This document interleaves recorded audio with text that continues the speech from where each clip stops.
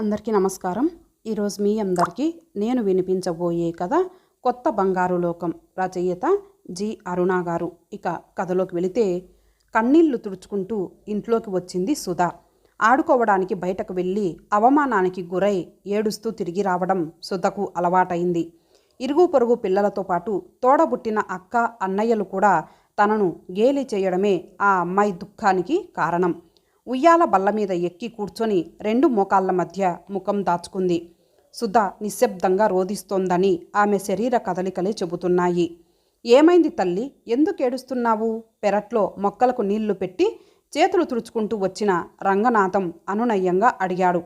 తాతయ్య మాటలకు చిన్నగా తలెత్తింది సుధ. ఆయన ప్రశ్నకు జవాబివ్వకుండా మౌనంగా ఉండిపోయింది. ఉయ్యాల బల్ల మీద సుధ పక్కన కూర్చున్నాడు రంగనాథం. భుజం మీద ఉన్న కండువాతో మనవరాలి కన్నీరు తుడిచాడు. తన వంక ప్రేమగా చూస్తున్న తాతయ్యతో తన మనసులోని బాధను చెప్పుకోవాలనిపించింది సుధకు. నాకు నత్తి అని అందరూ ఎగతాళి చేస్తున్నారు తాతయ్య, అతి కష్టం మీద ఏడుపును ఆపుకుంటూ అంది సుధ. సుధకు చిన్నప్పుడు మాటలు చాలా ఆలస్యంగా వచ్చాయి. ఉచ్చారణలో స్పష్టత ఉండదు. వాక్యం మొదలుపెట్టేటప్పుడు గొంతు పెగలదు. పదాల కోసం తడుముకోవాల్సి వస్తుంది. బాల్యం నుండి సుధను ఈ సమస్య వెంటాడి వేధిస్తోంది. చదువులో మరీ వెనకబడి లేదు. అలాగని మంచి మార్కులు రావు. ప్రతి సబ్జెక్టులోనూ ఒక మోస్తరుగా మార్కులు వస్తాయి. సాలోచనగా మనవరాలి వైపు చూశారు రంగనాథం.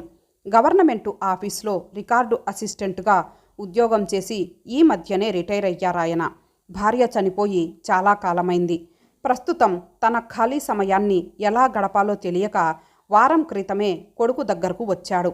వచ్చినప్పటి నుంచి సుధను గమనిస్తూనే ఉన్నాడాయన. ఇంట్లో ఉన్నంతసేపు సుధను అక్క అన్నయ్యలు గేలి చేసి ఏడిపిస్తూనే ఉంటారు.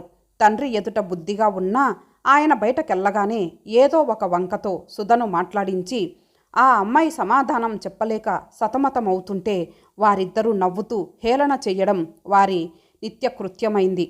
మనవరాలి సమస్య గురించి 2 రోజుల క్రితం కోడలు శ్యామలతో ప్రస్తావించాడు. డాక్టర్ వద్దకు తీసుకెళ్లమని మీ అబ్బాయితో చాలాసార్లు చెప్పాను. కొన్నాళ్ళాగితే అదే తగ్గిపోతుందని తేలిగ్గా కొట్టిపారేస్తున్నారు.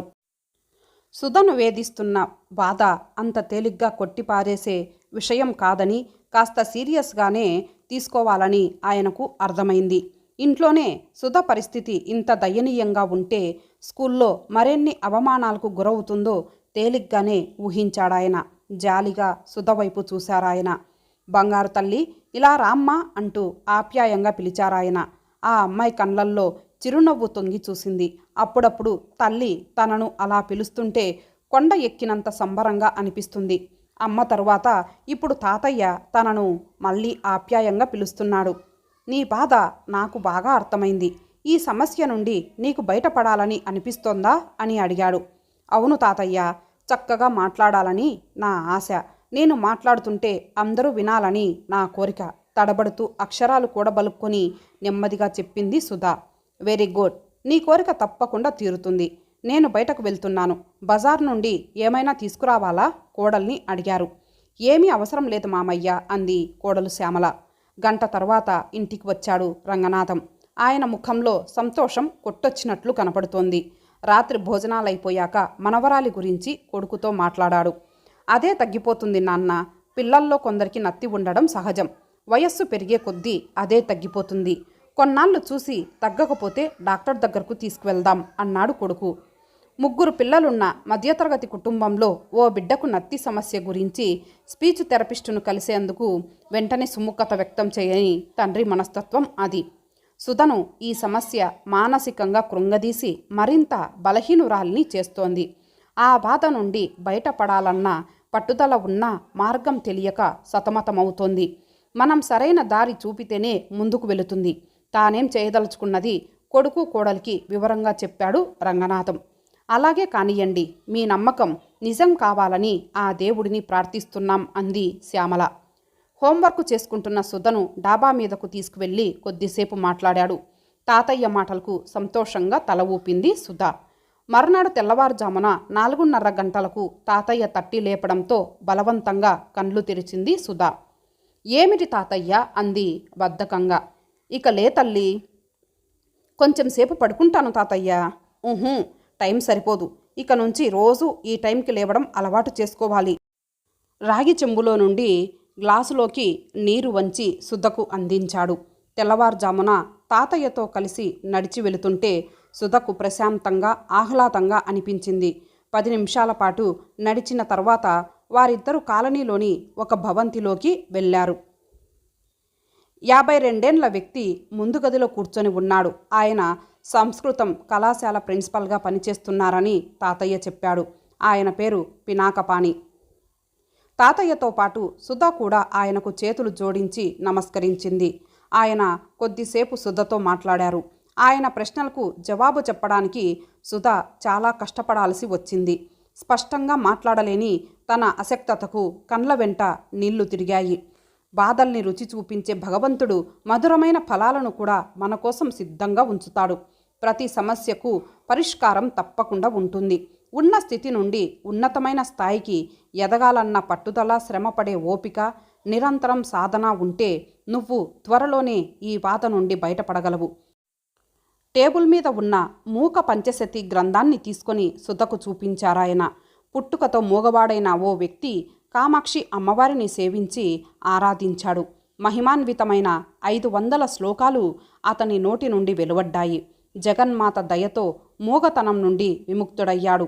మూక అని అప్పటి వరకు గేలి చేసిన వారందరూ అతని మూగతనం తొలగిపోవడంతో నిశ్చేష్టులయ్యారు. మూక పంచశతిలోని శ్లోకాలను ప్రాతకాలంలో శ్రద్ధాభక్తులతో పఠించి మూగతనం నుండి, నత్తి నుండి విముక్తి పొందిన వారెందరో ఉన్నారు. ఈ సంస్కృత శ్లోకాలలోని అక్షరాల విన్యాస వరుసలో అంతటి శక్తి దాగి ఉంది.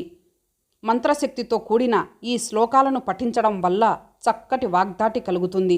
ఇప్పుడు చెప్పు, నువ్వు కూడా నేర్చుకుంటావా? ఆయన మాటలకు సుధ ఆనందంగా తల ఊపింది. ఆరాధనాపూర్వకంగా పుస్తకం వైపు చూసింది. ఆర్యా శతకము, పాదారవింద శతకము, స్తుతి శతకము, కటాక్ష శతకము, మందస్మిత శతకము, ఆ 5 శతకాలు ఇందులో ఉన్నాయి. ఒక్కొక్క దానిలో 100 శ్లోకాలు ఉంటాయి. గ్రంథం గురించి మరికొన్ని వివరాలు చెప్పారాయన. కొద్ది నిమిషాల్లో బోధన ప్రారంభమైంది. విఘ్నేశ్వరుడిని స్తుతించి సంస్కృత భాషలోని కొన్ని సరళమైన శ్లోకాలను వినిపించి సుధ చేత పలికించారు. ఉచ్చరించడానికి తడబడుతూ బిడియంగా ఆగిపోయిన సుధకు ధైర్యం చెప్పి చిరునవ్వుతో ప్రోత్సహించారు. సుధ అపశబ్దం పలికినా భయంతో కొన్నిసార్లు గొంతు పెగలక బేలగా చూసినా ఆయన కళ్ళతోనే ప్రోత్సహించి బోధన కొనసాగించారు. ఇప్పుడు పాఠంలోకి వద్దాం. మూక పంచశతి గ్రంథాన్ని ఆమెకు అందించాడు. పుస్తకం వైపు చూడకుండానే సుస్వరంతో మాస్టారు శ్లోకాలను వినిపిస్తుంటే విశాలమైన కండ్లతో ఆయన వైపు చూసి తెలుగు లిపితో ఉన్న పుస్తకంలోకి దృష్టి సారించింది. దాదాపు గంట సేపు శిక్షణ సాగింది. ఈ వేల్టికి చాలిద్దామా?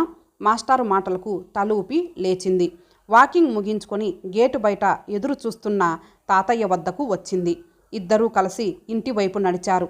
2-3 రోజుల్లోనే బిడియం తొలగిపోయింది. తడబడకుండా శ్లోకాలను నెమ్మదిగా చదివే ప్రయత్నం చేయసాగింది సుధ. మొక్కుబడిగా నేర్పించి ఊరుకోకుండా ప్రతి శ్లోకానికి సరళమైన తెలుగు భాషలో అర్థం వివరించసాగారు మాస్టారు. భాషలోని మాధుర్యానికి ఆయన గొంతులోని స్పష్టత తోడై మాస్టారు ఎంతసేపు మాట్లాడినా వినాలనిపిస్తోందే కానీ విసుగు అనిపించడం లేదు సుధకు. తాను కూడా అంత మధురంగా మాట్లాడగలగాలి అనుకుంది మనసులో దృఢంగా. మాస్టారి పుణ్యమా అని తెలుగు, సంస్కృతం భాషల మీద ఆ చిన్నారికి మక్కువ ఏర్పడింది. క్రమక్రమంగా ఈ 2 భాషల మీద తనకు తెలియకుండానే ఇష్టం పెరిగింది. మనసులో ఇన్నాళ్ళు తిష్ట వేసుకొని కూర్చున్న అయోమయం, గందరగోళం, భయం తొలగిపోయాయి. ఆలోచనల్లో స్పష్టత ఏర్పడింది. తాను ఏ విద్యార్హత సాధించాలో మనసులోనే నిర్ణయించుకుంది. ఆ విధంగా ఓ శుభ పరిణామానికి ఆమె మనసులో అంకురార్పణ జరిగింది. అది మొదలు మరింత శ్రద్ధగా సాధన చేయసాగింది. రోజులు గడుస్తున్నాయి. ఇప్పుడు నిర్భయంగా ఎలాంటి తడబాటు లేకుండా శ్లోకాలు చదవగలుగుతోంది. సుధ కళ్ళల్లో ఆత్మవిశ్వాసం ప్రస్ఫుటంగా కనబడుతోంది. మాట తీరులో చక్కటి మార్పు రావడం తెలుస్తూనే ఉంది. సరైన ఉచ్చారణతో తడబడకుండా మాట్లాడటం అలవడింది. ఇంట్లో వారితో ముచ్చటించేటప్పుడు, స్కూలులోని విద్యార్థులతో సంభాషించేటప్పుడు, టీచర్లతో మాట్లాడేటప్పుడు రవ్వంతైనా నత్తి దరిచేరకుండా సులువుగా మాట్లాడటం అలవాటైంది. అసందర్భ సంభాషణలు చేయకుండా ఎప్పుడు ఎంతవరకు మాట్లాడాలో కూడా అలవడింది. జాలి చూపులు, గేలి మాటలు లేవిప్పుడు. అమ్మ కళ్ళల్లో సంతోషం, నాన్న ముఖంలో చిరునవ్వు, తాతయ్య చూపుల్లో మెచ్చుకోలు, అక్క అన్నయ్యలు ఆశ్చర్యంతో కూడిన భావం కనిపించి సుధ మనసు సంబరపడింది.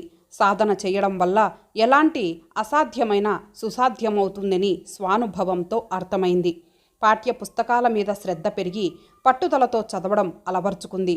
మంచి మార్కులు పొందడంలో ఉన్న థ్రిల్ ఏమిటో సుధకు తెలిసింది. 6 నెలలు గడిచాయి. మూక పంచశతిలోని శ్లోకాలను అలవోకగా వినసొంపుగా చదివే స్థాయికి ఎదిగింది సుధ. విశుద్ధి చక్రంలోని దోషాన్ని పోగొట్టి మధురమైన కంఠస్వరాన్ని అనుగ్రహించిన జగన్మాత మీద ఆరాధనా భావం, అందుకు దారి చూపించిన మాస్టారు మీద భాషకు అందని కృతజ్ఞతాభావం కలిగాయి. వెన్నంటి ముందుకు నడిపించిన తాతయ్య మీద ఉన్న ఇష్టం 10 పెరిగింది.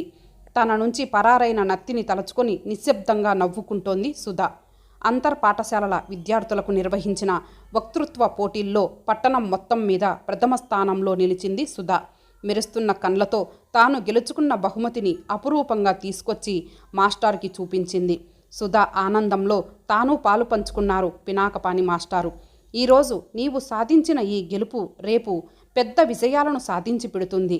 నిన్ను చూస్తుంటే నాకు చాలా గర్వంగా ఉంది అన్నారు మనస్ఫూర్తిగా శిష్యురాలిని ఆశీర్వదిస్తూ. తాను గెలిచిన బహుమతి కంటే మాస్టారు మాటలు సుధకు ఎక్కువ ఆనందాన్ని ఇచ్చాయి.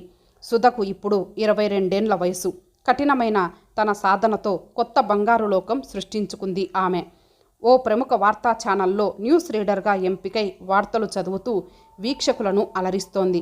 చక్కటి కనుముక్కు తీరుతో, దోషాలు లేకుండా చక్కటి స్పష్టమైన ఉచ్చారణతో చలాకీగా వార్తలు చదివే సుధ అంటే ఇప్పుడు అందరికీ ఎంతో క్రేజ్. టీవీ ప్రేక్షకులు ఆమెను ఎంతగానో అభిమానిస్తారు. ఆకాశవాణిలో కూడా న్యూస్ రీడర్గా పనిచేస్తూ శ్రోతలకు వార్తలు వినిపిస్తోందామె. FM రేడియోలో ఆర్జేగా సేవలందిస్తూ మధురమైన మాటలతో అన్ని వర్గాల వారిని ఆకట్టుకుంటోంది. వార్తలు చదవడంతో పాటు రేడియో జాకీగా పని చేయడాన్ని ప్రవృత్తిగా ఎంచుకున్న సుధ ఇష్టంగా చేసే పని మరొకటి ఉంది. నగరంలో జరిగిన తెలుగు సాహితీ సదస్సుకు వ్యాఖ్యాతగా వ్యవహరించే అవకాశం వచ్చింది సుధకు. తనకు లభించిన ఈ అపూర్వ అవకాశాన్ని సద్వినియోగం చేసుకొని అందరి ప్రశంసలను అందుకుంది సుధ. ప్రస్తుతం MA చదివి సంస్కృత సాహిత్యంలో పరిశోధన చేస్తోందామె. పినాకపాని మాస్టారి అండదండలు, ఆశీస్సులతో పరిశోధన చురుగ్గా సాగుతోంది. సాధనతో తన కలలను సాకారం చేసుకుంటోంది సుధ. ఇంతటితో ఈ కథ సమాప్తం. మరలా మరొక మంచి కథతో కలుద్దాం. అంతవరకు సెలవు. నమస్తే.